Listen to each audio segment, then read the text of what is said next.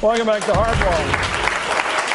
According to polls, Mitt Romney is seen as the most electable Republican candidate against Barack Obama. But on the eve of the Iowa caucuses, he remains flatlined with a ceiling of 25% support.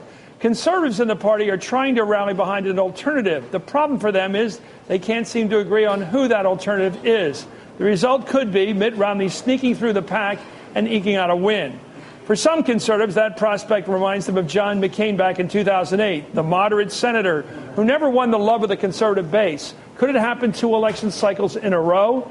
Joe Klein's a Time Magazine columnist, and Jonathan Martin is senior political reporter for Politico. Joe, you start here. I mean, usually parties correct themselves. They run a pragmatist. If that doesn't work, the next time they run somebody with deep conviction.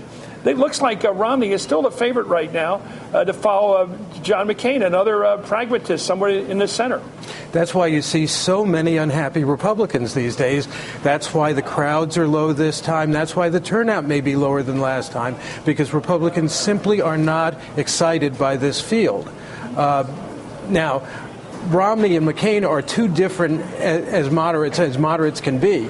I mean, Romney's a corporate moderate, and McCain was an immoderate moderate. Right. He was a man of passion. Right. Well, the question you have to ask, Jay, is Jonathan, is this question of who's the problem for them? McCain's problem was he couldn't beat Obama, but everybody thinks Romney could be a pretty good opponent for Obama. He would definitely fill in a lot of that center vote. And Chris, if you talk to Iowans, as we have for the last few weeks, you hear the same response when you ask about Romney. It's not because he stirs some deep passion in them about storming the barricades. It's because he's seen as the guy that can beat the president they despise. And so did you hear these two people back here? I said, why do you like Romney? They said he's a moderate. They're a moderate. So moderates are voting for the guy believing he's a moderate, but he doesn't even admit he can speak French. Any indication of sophistication he has to hide.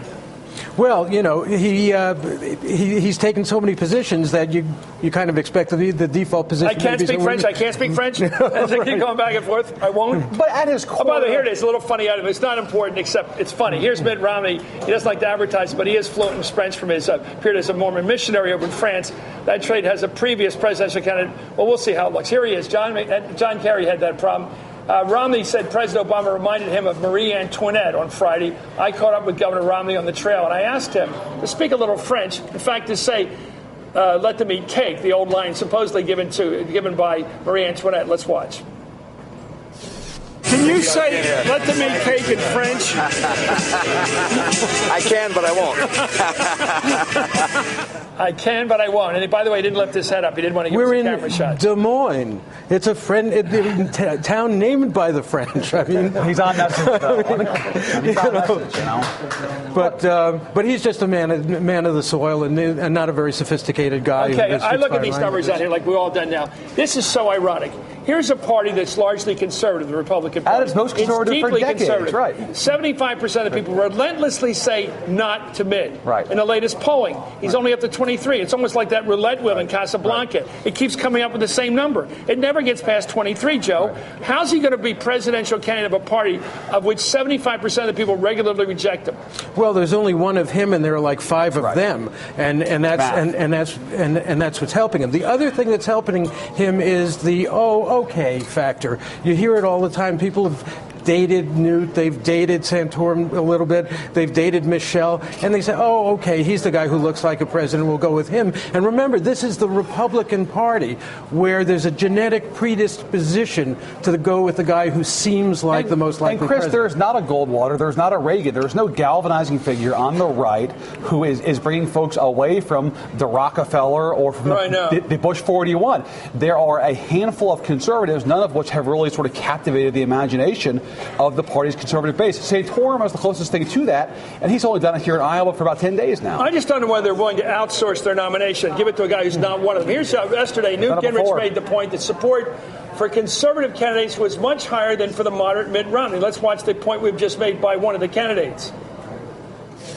I think that if you combine Santorum and Perry and Bachman and me and compare it to the Romney numbers, it's going to be overwhelming that the conservative base of the party is still there, and that Governor Romney remains basically a Massachusetts moderate, and he has not broken out despite spending millions of dollars.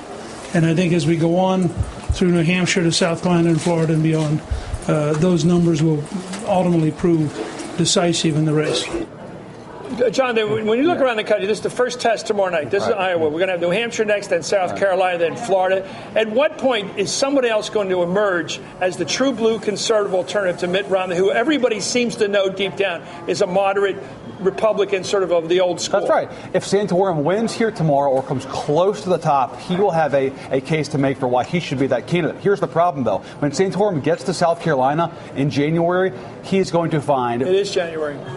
The 21st of January, when the votes are cast in South Carolina, he's going to find Rick Perry, Newt Gingrich, and perhaps Michelle Bachmann all down there waiting for him. It's what Joe was saying. It's math. If you got 4 of them and 1 of him... South Carolina is going to be the Super Bowl for the true conservative candidate to emerge. And then you're going to have, after that, in Florida and elsewhere, you're going to have Romney, you're going to have the anti-Romney, and you're going to have Ron Paul. And Mitt Romney is going to have to struggle to get 51% of the votes because this thing could go on for a while. But McCain, the other thing I would say is this. Looking at Newt Gingrich, I would not want to be on a debate stage with that man this weekend. No, because he'll go for the kill now. Yeah. But McCain won in a plurality, though, in 2008. He got 30-something% in South Carolina, and that's all he ultimately needed there. So I think the same thing could happen. The big question in the next 3 weeks, Chris, will conservatives pressure somebody to drop out of the race? Will there be pressure on Perry, on Bachmann, on Newt to make room for Santorum? That, to me, is going to be key here coming up. Okay, let me get tough here. Suppose this goes to South Carolina in a couple weeks. Mitt Romney, perceived to be a moderate governor of Massachusetts, was pro-choice up there. Now he's also LDS, which could be a problem with some people. Mormon. That could be. We don't know that yet. Upstate. And then he goes down. Then we have the problem. He signed a bill which basically has funding of abortion as part of it, which nobody seemed to focus on until today, basically. All those things together, will that kill him among the evangelical South, the Baptist South? Well, he could still win South Carolina, but, with the others dividing their vote. The other thing is that Newt could come back there. All the polls have showed him pretty strong. It's almost a home game for him. That's his advantage. Yeah, I think so. I think Perry's advantage there's a lot of Freddie Krueger in this guy. I think Newt Gingrich can come back and back and back Friday the 13th. Thank you very much. Joe Klein, thank you, John and Bart. Without any value added there.